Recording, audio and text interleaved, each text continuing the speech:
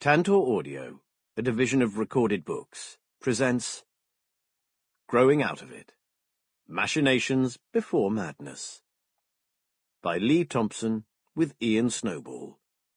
Forward by Martin Freeman. Narrated by Matthew Lloyd Davies. Forward. Martin Freeman. I knew who Lee Thompson was before I knew his name. I'd seen him in the baggy trousers video. He was the one flying about on wires, wearing what can only be called, well, baggy trousers. He was funny, but also slightly menacing, like some offshoot of the child catcher amongst the little football-playing kids.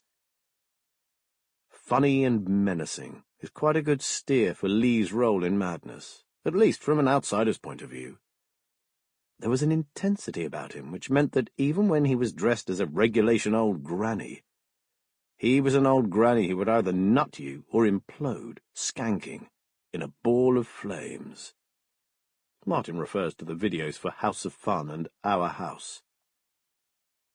Lee's performance style is that of a natural introvert, with the Tasmanian devil busting to get out. These two things play out in constant tension, helping to drive the whole show along. He's a founder member of one of the best British bands ever. He's a terrific sax player. He's written some fine tunes. He's even a pretty good actor. So let's hear his story then, shall we? Introduction. Ian Snowy Snowball. It was a Saturday afternoon in February 2017 at the Museum of Comedy, just off central London's Bloomsbury Way. In the modest theatre area, I was doing an in-conversation event with drummer Steve White. We'd been going for about 15 minutes, with me pressing him about his time working with Paul Weller, and Steve providing some amazing drumming demonstrations of tracks like Wild Wood. Suddenly, the curtain that covered the entrance flung open, after several failed attempts, and we could make out the figures of two people entering the room, in darkness, to try to find two vacant seats. Although they were doing their best to be quiet and not interrupt the event, they didn't quite pull it off. The show must go on, so Steve and I continued. I invited the audience to ask him any questions. A few hands went up, but in the back row someone stood up from the shadows. A voice introduced himself. "Hello, I'm Lee from Madness." The whole theatre turned around in one smooth motion. It turned out to be Lee Thompson with his wife, Debbie. Lee asked Steve a question about drumming, and a conversation was had. It was in the bar afterward that Lee and I got talking. From the very first, I was invited to do an in-conversation style thing with him as part of the One Man's Madness film launch at Dingwalls in Camden. For those who haven't seen it, One Man's Madness is a rock-you-docu-mockumentary where Lee, startlingly, takes on a number of roles. I jumped at the opportunity. As Lee and Debbie hung around to happily chat with punters and drink, we exchanged numbers and agreed to speak again soon. The One Man's Madness launch came and went, and further Q&A events were added. They were all a lot of fun. Lee was easy to work with, fun to be around. His stories of growing up and the early days of Madness were captivating. It was a few months after that I rang Lee to pitch the idea of helping him put together his autobiography, which I knew would make an excellent book. He said yes, and that was the start of my magical Madness mystery tour with Lee Kix Thompson, as we went through the process of writing his book. I approached Omnibus because I considered them to be the perfect publisher and knew they'd pull out all the stops. Lee and I met with David Barraclough from Omnibus, and a contract was signed just a few weeks later. Thanks for your help with this, Tony M. My only regret about working with Lee on his autobiography is that I didn't have the good fortune of knowing him for years, unlike the family and friends who contributed their insights. But I've come to know a man who is simultaneously generous, funny, humble, and fascinating. Someone I'd like to have hung around with. Over the next few months, our sessions became something of an adventure. One Saturday afternoon, Lee and I agreed to meet in a service station off the M25. One thing I'd learned about him by then was that he's seldom on time. So I got to the service station early to get some grub while I waited for him. I'd just plonked myself down into a chair and was about to tuck into my meal when my phone rang. It was Lee telling me he was in the car park outside, in his camper van with Debbie. I stuffed some chips into my gob and went to find them. I searched the car park, but nothing. I phoned Lee and eventually managed to track them down in the garage area. Lee apologized for the change of plan, he always did, and explained that he and Debbie were heading to see their friend, Lynn Milsom. Lee jumped into my car and we followed Debbie, who'd taken charge of the van. A few moments later, Lee was hanging out of the window trying to get Debbie's attention. She'd taken the wrong exit and was heading down the wrong section of the M25. Eventually, I did end up drinking tea in Lynn's front room, while Lee sat there in a 1960s police helmet, which he'd discovered in her home. He and I would often meet somewhere in London. Lee might suggest a cafe or pub near Chancery Lane, but then he'd text or phone to ask if we could meet in, say, Camden or Highgate. I'm not overly familiar with North London, so I always wondered if he did this just to keep me on my toes. I enjoyed hearing his stories about his friends, his family, the music he loved, the various fashions he'd adopted, his time in approved school. I discovered there is much more to Lee Thompson than initially meets the eye. So much more to the man that so many of us saw pranking about on top of the pops in a fez. During one of our book sessions, I passed him a ticket for a Billy Cobham gig at Ronnie Scott's. It was for that night, but something had come up, and I needed to get back home to Kent. I was pleased that the ticket wasn't going to be wasted.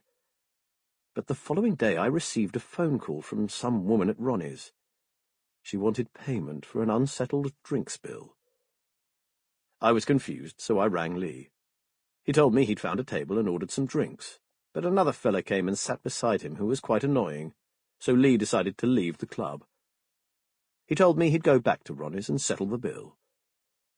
I don't know if he ever did. I don't know if I'm currently blacklisted from the club either. Lee was always inviting me to madness gigs, and I took him up on his offer several times. I went to one at the Detling Showground in Maidstone, near to where I live. Lee sorted it so that Loz, my wife, and Josie, my daughter, could also go. This was Josie's first gig, and she loved it. Lee arranged for us to see Madness again a few months later. Josie and I travelled with him and his son daily to the venue in Thetford Forest, East Anglia. It was a hot, sunny Saturday during the 2018 World Cup, and England were playing. 2 hours before Lee was due to perform in front of 5,000 people, we were stood in a country beer garden watching the first half of the game. During half-time, we jumped back in our cars and raced off to the venue, where we watched the second half of the game backstage with other members of Madness and the crew.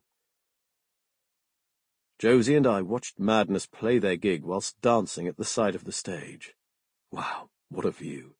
What an experience! It was a special day that my daughter and I will never forget. Thank you, Lee. Thank you, Madness. You made us feel very welcome. Throughout 2018 and into 2019, Lee and I knuckled down. A part of me didn't want the process to end.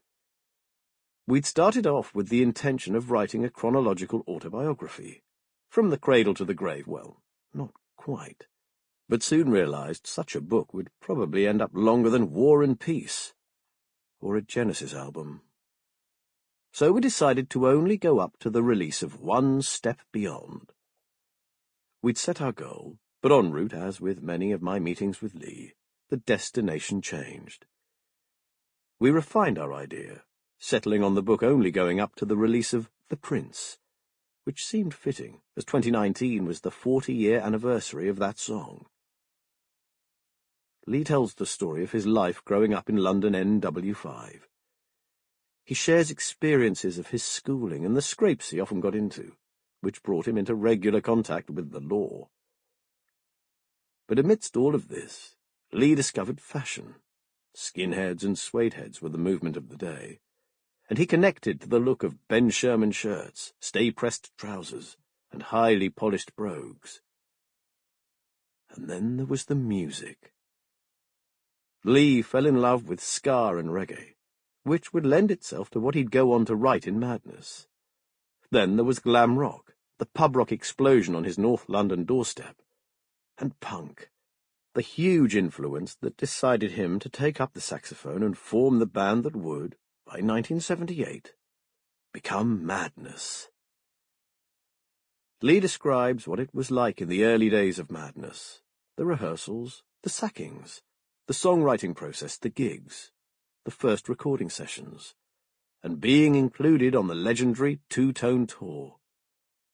His memoir is full of humour, character, friendship, hardship, and crime. It's also a history lesson on the fashions and musical genres of the 1970s. It really is a mad story. 1. NW5. Performing with Madness on the roof of Buckingham Palace for the Queen's Diamond Jubilee.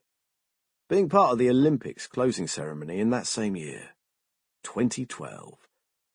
Creating earthquakes in Finsbury Park.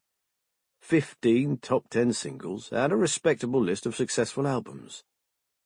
Still being in the game after 40 years, with a bunch of mates I consider to be amongst my closest friends. None of this would have been possible without my mum, on account of I'd never have been born. My mum was born Lillian Scannell in 1925, one of 4 children, including my Uncle Jack, Auntie Eileen, who was wheelchair-bound since an ill-fated operation in the 1930s, and Uncle Pat. Mum was the second youngest. Their own mother had passed on in 1948 when they were still quite young adults. Her name was Florence, which was also my mum's middle name.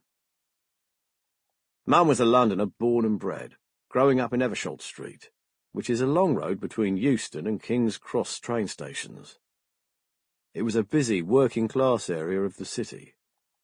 Some old Victorian flats served as the family home, and it was from that building that she observed a recovering London shaking off the shadows of the Great War. Mum was very much the matriarch of our family. She had to be due to my dad's lifestyle. She was extremely clean and tidy, something which has rubbed off on me. If you were smoking a fag in the front room and using the ashtray, it would be removed, cleaned out and returned before you finished your smoke. Shoes off, wash your hands, toilet seat up, turn lights off after you. Mum had an incredible amount of energy, always on the go and flitting from one thing to the next. She never seemed to stop and relax. Mum was also very concerned about me and my future, keeping a close eye on how I invested my time and my money once Madness started to become successful. Her generation's attitude towards money was very careful, and that's rubbed off on me too. Like Ronnie Barker's character Arkwright said, nobody got rich by spending. Whenever I acquired any money, filthy lucre or not, I always made sure Mum was looked after. Being as I was her only son, the sun really did shine out of my backside, and whenever she had a few extra bob, she'd spoil me rotten. My dad was Frederick Thompson, and he was born in Great Yarmouth, Norfolk, one of 13 children. His dad died when I was about 6 years old, and I have a photograph of me standing beside his grave. From what I can gather, he was a man who certainly enjoyed his life, a character among characters. My dad worked in the market at Great Yarmouth, as did my grandfather, Charles. People who knew him said my granddad was a song and dance man at the market after a pub lunch. During the war, my mum had a stint living in Kent before working in Great Yarmouth. It was in the late 1940s that she found employment waitressing in one of Britain's most popular seaside towns. And it was also there that my mum and dad met and started their relationship. But London had a huge attraction for my dad, with much more to offer him than Great Yarmouth. My parents got married in 1953, the year of the Queen's coronation, settling in North London at 12 Denyer House on the Highgate Road. That's where my mum and dad were living when I came along. My mum gave birth to me in the University College Hospital on Warren Street. My earliest memories are rooted in Denyer House. It wasn't just my parents and me who lived there. There was also my granddad, my cousin Vince and his mum, Auntie Eileen, and nearby were Uncle Jack and Uncle Pat. So I had a lot of family surrounding me, as did a lot of people back then. It wasn't unusual to have several family members living within bowling distance. My granddad seemed to walk everywhere. His mode of transport was a push-bike, as he detested motor cars, which he saw as smoky, noisy, dangerous contraptions. To get me out the house, he'd take me on Sunday morning walks over Waterloo Park, Kite Hill, Regent's Park and Primrose Hill, down Kentish Town Road, through Camden Town, stopping at Somers Town in time for early doors. Well, 12 noon until 2 p.m, 2:45 p.m. if the governor was in a good mood. Those were the rules. Restricted times were still in place, brought into effect due to the war effort. Grandad would meet some old mates who were lucky enough to get through both world wars.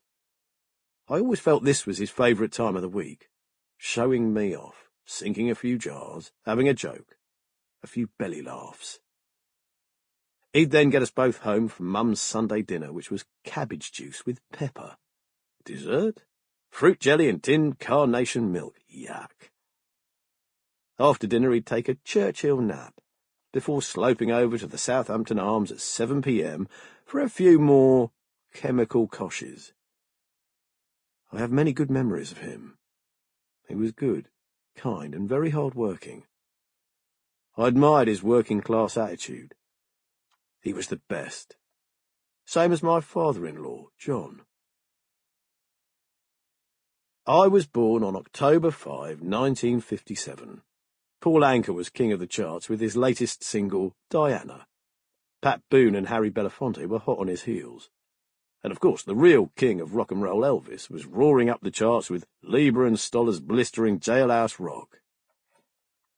The Daily Rags wrote about Sterling Moss tearing up the Grand Prix. Harold Macmillan was the new Tory Prime Minister and continued to fly the blue flag high and mighty.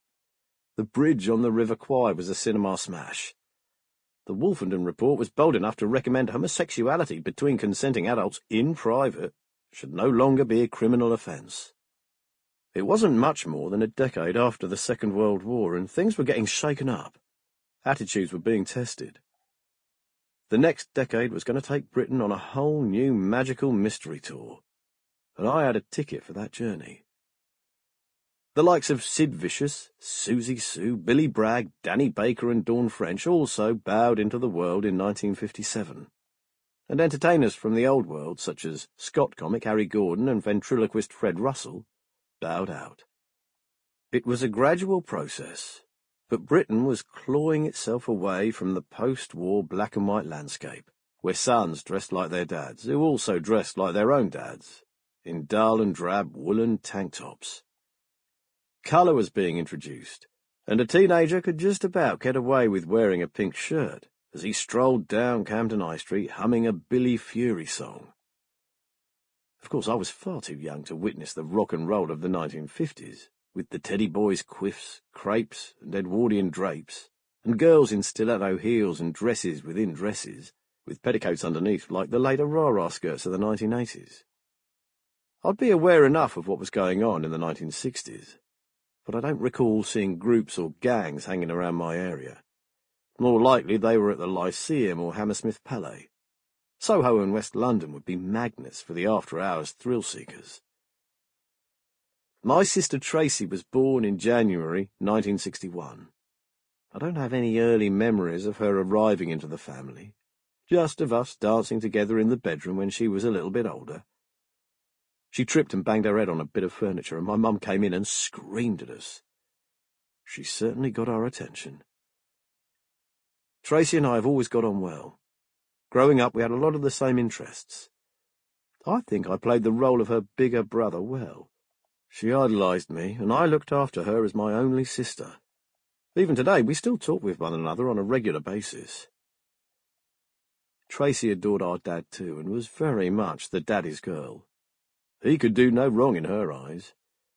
There was a time when we were living in Luton, when Tracy and my mum didn't get along, but they got over that once we moved back to London. My mum was very protective about Tracy and me in Luton. I think Tracy had started to knock about with some lads who my mum sniffed out pretty quickly as being unsavoury. Tracy could be a rebel too, especially during the periods when my dad wasn't around. She pushed the boundaries and thought she could do as she pleased. Tracy Thompson. Our dad was a bit hooky, and Lee was a bit like that when he was growing up. We all thought Lee was going to take after him, but he didn't, and that surprised some of us. If anything, he went in a completely different direction. I don't believe getting into the band made a difference. I just think Lee was always going to do his own thing. He has a different personality to our mum and dad. Lee is quite placid, but our mum and me could get very irate. We had tempers. That's not Lee. My dad had various jobs when I was growing up. Some were actually legitimate too. For a period of time he was a minicab driver, and on some occasions he'd actually take me along with him. He told me I was his security guard, which made me feel special and needed. We'd drive all over London, and every now and then he would pull the car over and disappear into some house for a few minutes. In truth, I have no idea what he was up to, but I'm confident it wasn't anything drug-related. He detested anything to do with drug-taking. Other than that, my dad's career was as a thief. He'd rob warehouses and freight lorries for a parcel of goods. Rumour has it that my dad's and one other gang were the only ones to use dynamite in their exploits. This meant that whenever dynamite was used in any robbery, the police always came looking for him first. I was a small boy when I realised what my dad's job was. I can especially remember one Christmas because when I came down to the living room early in the morning, the Christmas tree was surrounded with presents. There were also bottles of scotch and stacks of cigarettes, but they were still in their Benson and Hedges boxes, so that pretty much gave it away. As a consequence of my dad's career, he spent more time away in prison than he did with my mum, my sister and me. This was something that we as a family had to learn to accept. By the time I was a young man, I discovered that my dad had a criminal history dating back to when he was 18. Prior to this age, the authorities were supposed to destroy the individual's criminal record. Having Tracy and me didn't deter my dad from his chosen path. We were simply told what to say if nosy Parkers asked about him. Dad was away working abroad. We had some relatives that worked on the oil rigs, so sometimes we told people that Dad was up north drilling and would be away for several months. Of course, Tracy and I knew the truth. He was sitting in some cold cell next to a bucket of piss, probably plotting his next robbery. By the time I understood why Dad was away, I didn't feel angry with him. If anything, I just hoped he'd get away with it because I wanted him to be at home with Mum, Tracy and me. Mum took me to see him in prison lots of times. I remember going to HMP Parkhurst on the Isle of Wight, which was like a day trip out for me. I think we had to get a train, a bus, a boat, another train, and then another bus. But at the end of it, I got to see my old man, and I'd hang on to every word he said. When I did see him, he reminded me of Dracula as he was pale due to not getting any sunlight.